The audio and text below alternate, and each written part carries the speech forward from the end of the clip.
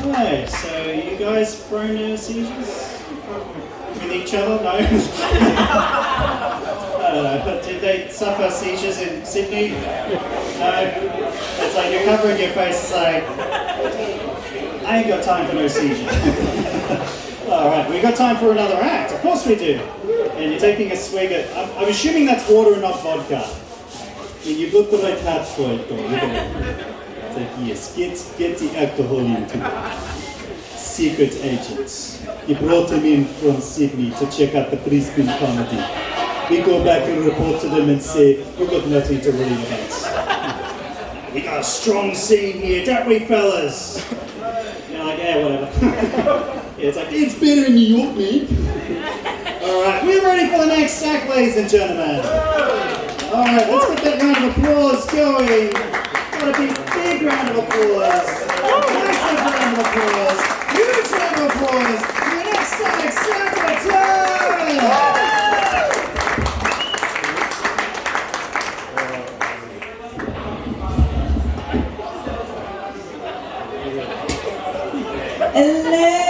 Hello. I work for a funeral home, can you tell? I work in retail. I work in retail. I don't know if you know, but Christmas is coming. Santa had his OH&S induction the other day. I'd like to think that Santa is Santa and doesn't have a real name, but unfortunately Santa's real name is Scotty, according to his Queensland driver's license. But you know, the one we had, he was just wearing a red polo when he came in and ripped jeans and thongs and he's signing in because he has to. And he just, honestly, he hated kids. He just looked like he wanted to be down the pub singing K-Sad.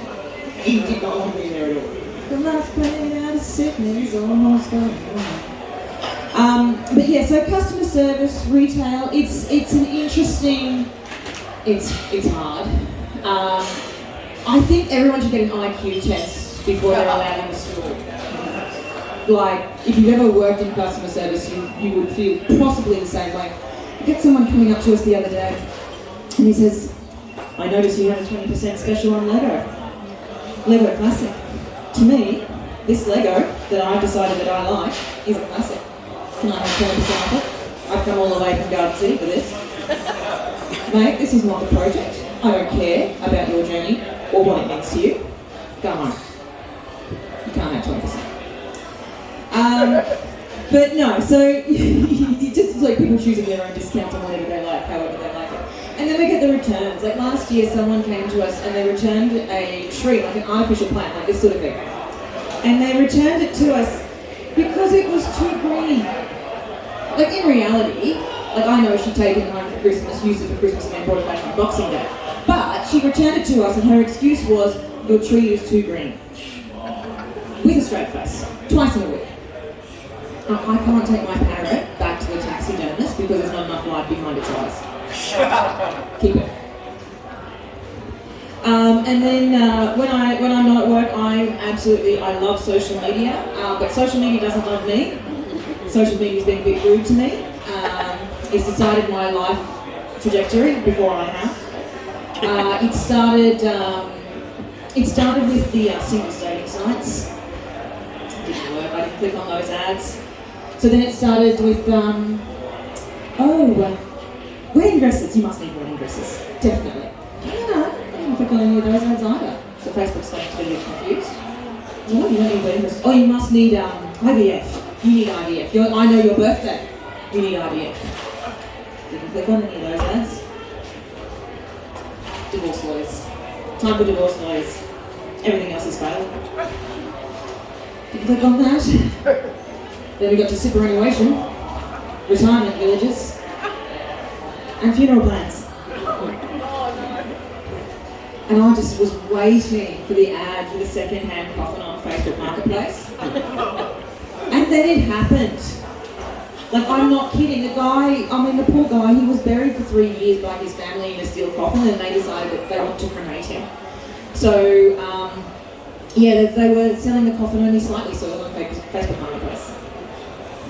It was brutal, and then it came up in my ads. So that's how my life's going, in case you don't know. I'm full of success here. And finally, so the other thing about social media is that, when you were growing up, in the 80s, it was all about, oh, TV's going to ruin the current generation, it's video games, you're going to get square eyes, it's going to turn the kids violent.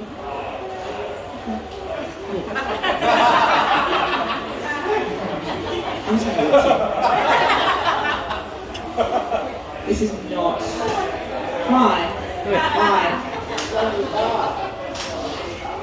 The bar's that way. They're going that way. Cheaper in the corner. Oh, it's cheaper around the corner. This is a very strange bar, so I have a feeling that you are not being entirely honest with me.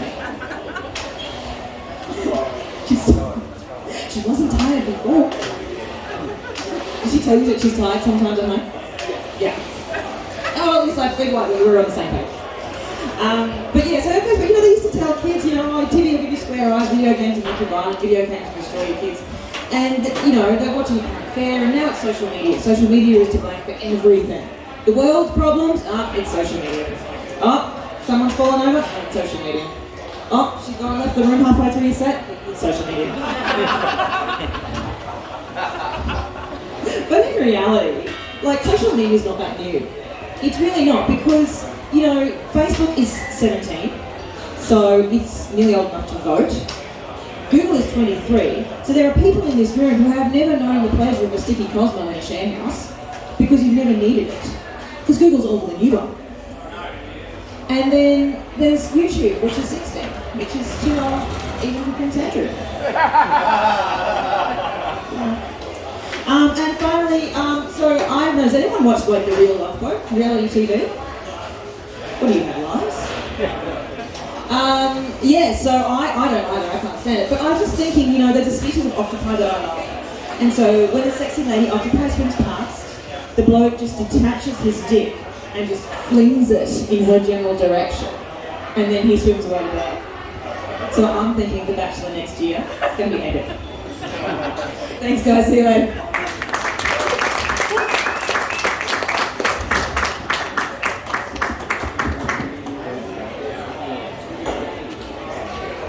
One more time for Sandra Turk, ladies and gentlemen.